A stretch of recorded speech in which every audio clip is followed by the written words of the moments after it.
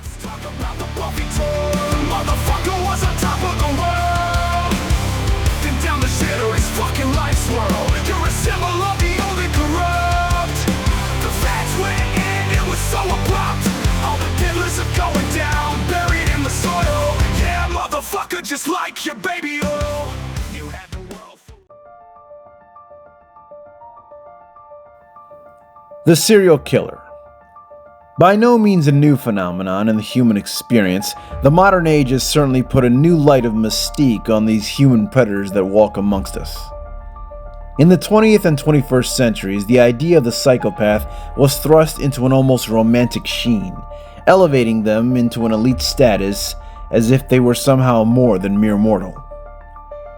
One of the most prominent examples of this is the fictional character of Dexter Morgan. Working as a forensic blood analyst by day and a serial killer with a code of honor by night. Dexter was molded into a dark, lethal protector of the innocent from the time he was a small child. Young Dexter witnessed the brutal murder of his mother by a gang of drug dealers at the tender age of 3. From that moment on, his psyche had been so damaged that he started to feel an unquenchable bloodlust shortly thereafter. He was most certainly on the path to becoming a murdering monster himself, if not for his adoptive father, Harry Morgan. Catching the disturbing signs of what his beloved adopted son was becoming, Harry, using his skills and experience as a police officer, made a terrible choice. He decided to teach Dexter to channel his murderous rage into something that would ultimately benefit society.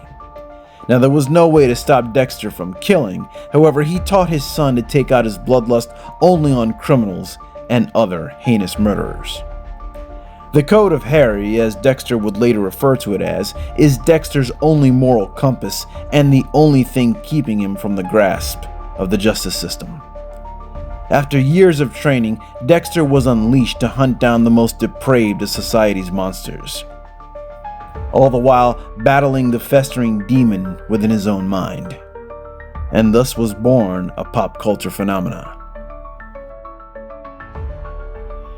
In 2006, Showtime premiered the series Dexter, itself based on the popular novel penned by award-winning author Jeff Lindsay. Through 8 seasons of the show, Dexter would accrue his own rogues gallery consisting of the most twisted murderers, terrorists, and psychopaths that skulk the sun-drenched streets of Miami, Florida. So without further ado, here are my top 5 Dexter villains.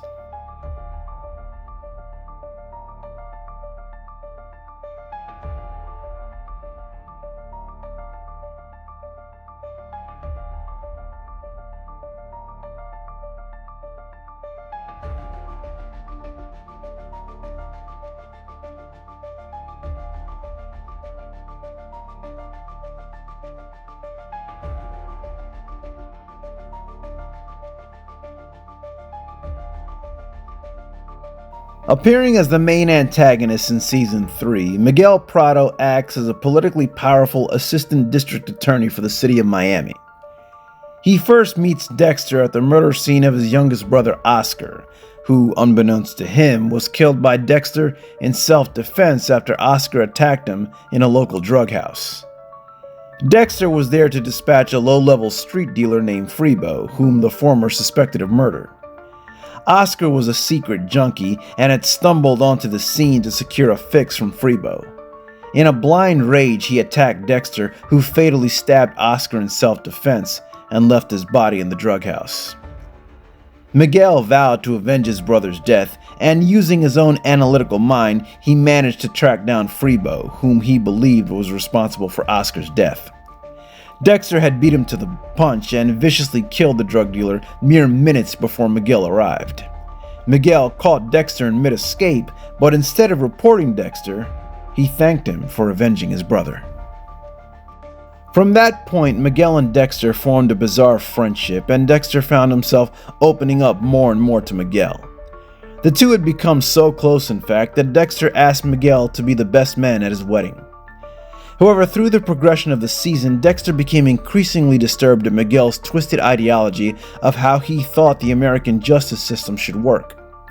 Miguel believed that by punishing only criminals, society was merely addressing the symptoms, and that the cause lay in the corrupt politicians and left-wing attorneys that allowed crime to run rampant.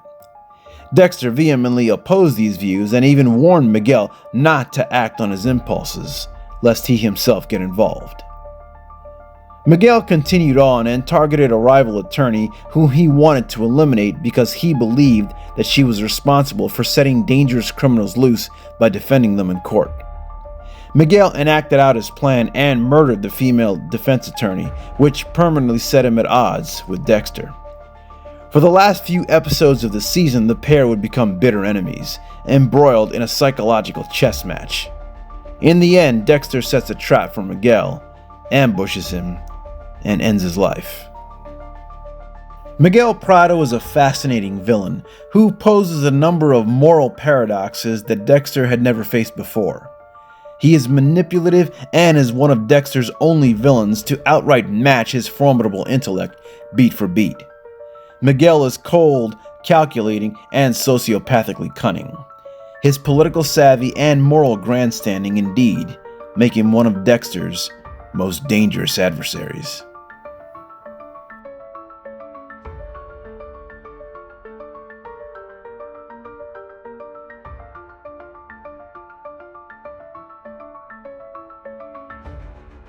Appearing at the beginning of Season 7, Isaac Serko serves as a ruthless enforcer for the Russian mafia operating in Miami. He approaches his profession with a detached and cold demeanor, preferring to see what he does as simply business.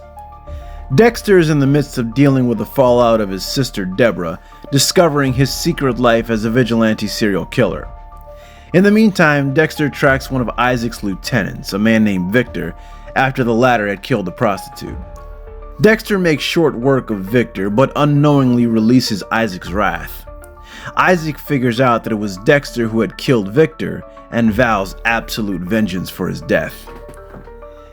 Isaac makes several attempts to kill Dexter, many that actually come very close to the point where it makes Dexter actually start to look over his shoulder. In the middle of the season, Dexter manages to turn the tables and ambushes Isaac inside a place he never expected to find him, namely a gay bar. The truth is revealed as to why Isaac is so single-minded in killing Dexter. Victor was not only Isaac's top lieutenant, but also his lover. His death emotionally devastated Isaac and caused him to make irrational judgment calls. Not to mention that the Russian mafia has now deemed Isaac a liability. Against his better judgment, Dexter decides to help his one-time enemy. An ensuing mayhem sees Isaac shot by a Russian hitman. Before he dies, Isaac requests that Dexter bury him at sea, where Dexter had dumped Victor's body. The two come to a mutual understanding and at the very end develop a grudging respect for each other's status as top predators. Isaac Serko makes my list because of his mixture of confidence and a cold, businesslike demeanor. In the beginning, he operated with an almost machine-like coldness. He embodies the emotionless pop culture hitman we've come to envision, to the point where, at one instance, he had even managed to instill fear in Dexter. It's then doubly fascinating to watch his decline and transformation into an emotionally driven killer, which then leads to his ultimate downfall. It was also a treat to see the full extent of Dexter's abilities, being able to hold his own against even the power of the Russian mob.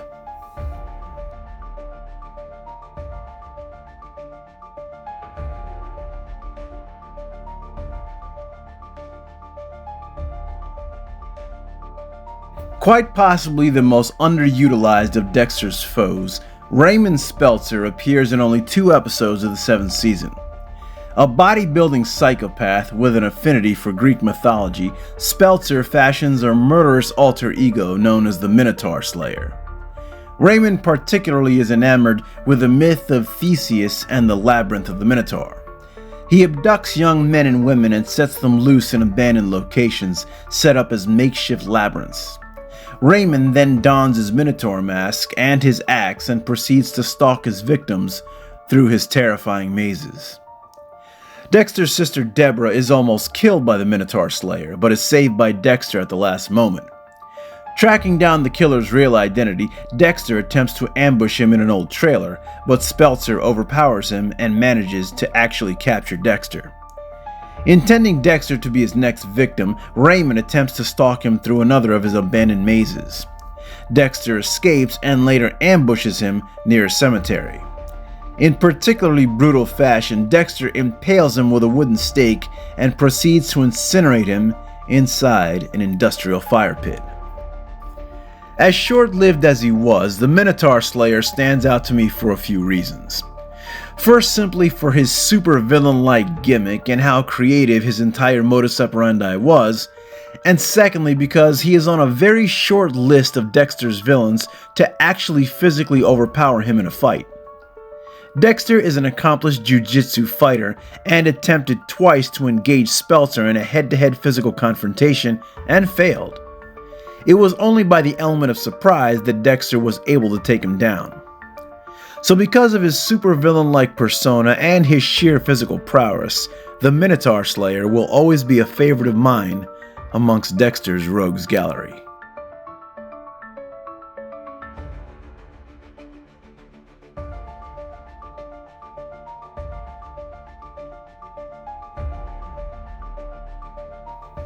Possibly the most famous and favorite of fans alike, Arthur Mitchell, also known as the infamous Trinity Killer, is among Dexter's most formidable and diabolical villains.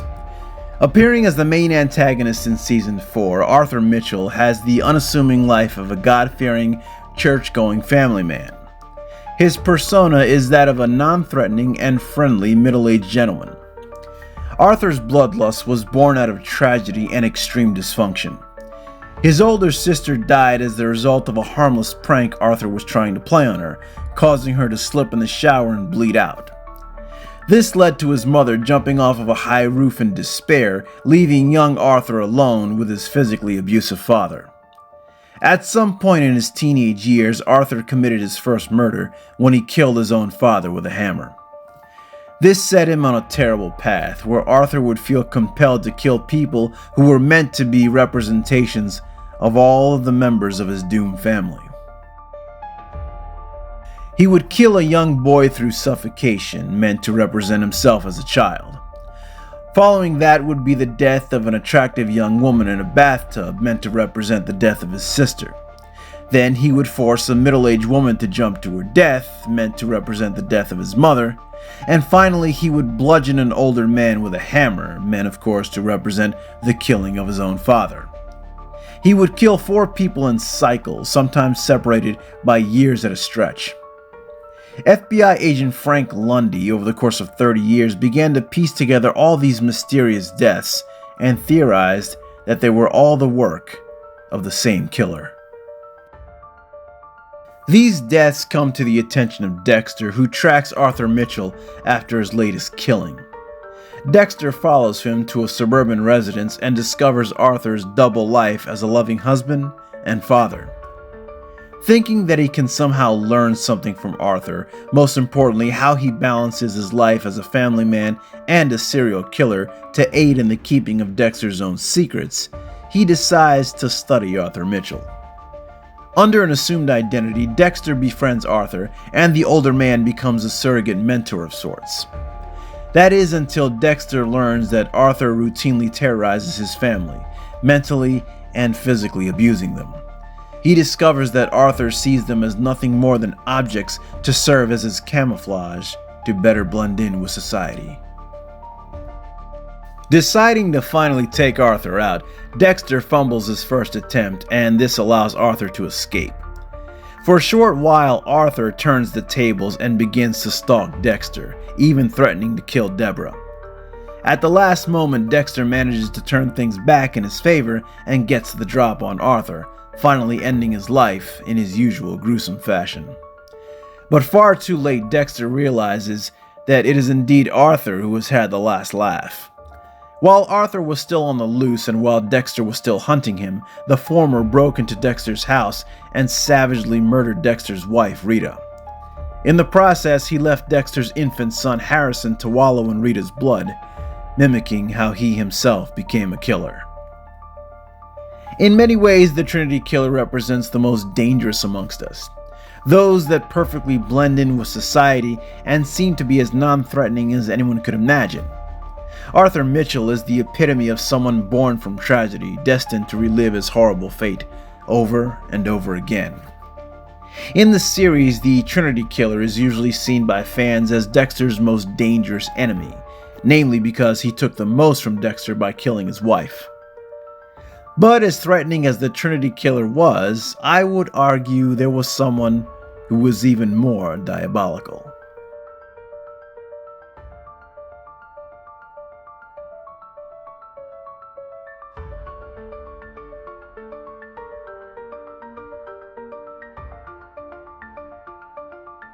He can be seen as the OG himself, Dexter's first, and in my opinion, most formidable opponent. Dexter Morgan's true arch nemesis. He's a man named Brian Moser, aka the Ice Truck Killer. Dexter was actually the youngest of two siblings. When young Dexter witnessed his mother being brutally murdered in front of his eyes, he was not alone. Also witness to the carnage was his older brother Brian, who was only 6 at the time. Dexter's young mother Laura was acting as a police informant, all the while having an affair with a married man, namely Police Sergeant Harry Morgan. When Harry failed to protect Laura, he adopted Dexter out of guilt. In the melee, young Brian was thrown into the foster care system, seemingly abandoned and forgotten by society. But just as the intangible bloodlust gripped Dexter, driving his murderous urges, the same was true of Brian, but to a much more terrifying degree. While Dexter grew up under the guiding hand of Harry and inside a stable household, Brian had no such support system or guidelines for life. His terrible urges to kill were left to fester and rot inside his mind. But along with his desire to destroy, Brian also had another abiding desire to fulfill: to find and reunite with his long-lost brother Dexter. Growing into adulthood, Brian began to kill indiscriminately. The only thing more formidable than his bloodlust was his supreme intelligence. Under the guise of a prosthetics doctor, Brian secretly tracked Dexter down to Miami and began a vicious killing spree, all with the aim to lure Dexter out. Using a trail of complex clues and intrigue, Brian finally reveals himself to his brother. His stated goal is for Dexter to abandon his so-called fake life and embrace his dark urges to murder and maim. With the promise of finally getting to be himself, Dexter nearly succumbs, overcome by the thought of the life he could have had at his brother's side. Forced to make a choice, Dexter chooses to do the right thing and stop his brother at the last moment. It is the first time in the series where Dexter shows any kind of true emotion and is mentally gutted when he's forced to kill Brian to protect others. Brian Moser makes the top of my list for various reasons. He represents the true dark side of Dexter's personality, always threatening to pull him into the blackness of unrestrained evil. Yet at the same time, he's arguably one of Dexter's more sympathetic villains. At the end of the day, all he really wanted to do was to be with his little brother. A child molded by unspeakable tragedy, abandoned by society, and at the end of the day, ultimately betrayed by his own brother. The Ice Truck Killer had the deck stacked against him from the very start. But there you have it. That's my list of Dexter Morgan's 5 top villains. What do you guys think? Tell me your list down below in the comments. Until next time, and as I always say, question everything and trust no one. Later.